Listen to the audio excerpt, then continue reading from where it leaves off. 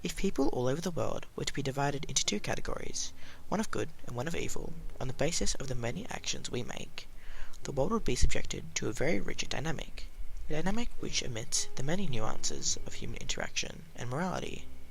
Simply put, we would be inhabiting an unfair environment, one which doesn't account for all the complexities we as humans face within our own moralities. Regardless of this, the narrative of good and evil is still widely promoted in fiction around the world, through popular tropes such as the hero's journey. It is narratives like these which are perpetuating the unjust system of good and evil. But what if this concept were to be transformed, or perhaps manipulated, to account for all the nuances of our decision-making and morality? Well, through exploring morality in famous texts such as The Fog of War, directed by Errol and Niccolo Machiavelli's political theory, The Prince, we can further understand the intricacies of human morality and decision-making, enabling us to reconsider what we deem good and evil. Now it is time to cue for our first round of context for the documentary The Fog of War. The Fog of War is a documentary film produced in 2003 featuring an intimate interview with Robert McNamara, the US Secretary of Defense during the Kennedy and Johnson administrations.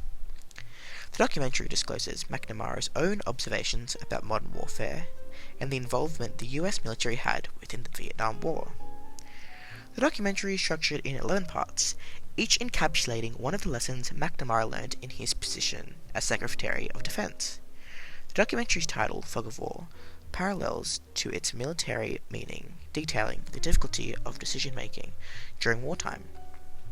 It's McNamara's experience in decision-making that allows him to understand the complexities of human ethics. The gravity of McNamara's words is further intensified by the Intertron, a device employed by director Errol, which uses mirroring technology to impersonate the aspects of conversation, mimicking the effects of engagement through direct eye contact, allowing the viewer to relish in the intimacy of conversing with McNamara himself. Now it's time to decipher the content of the documentary.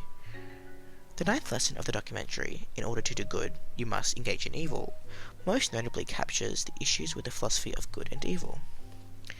In the documentary, McNamara discusses an incident in which a man sacrificed himself in the name of social activism, pleading to stop innocent lives being lost.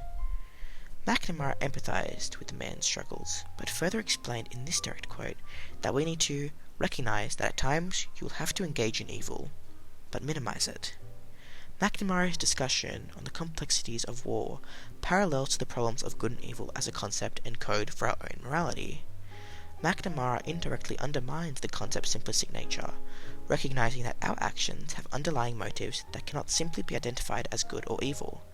This theory is only intensified by Machiavelli's The Prince, which was one of the first texts to discuss the intricacies of morality and the unjustness of good and evil.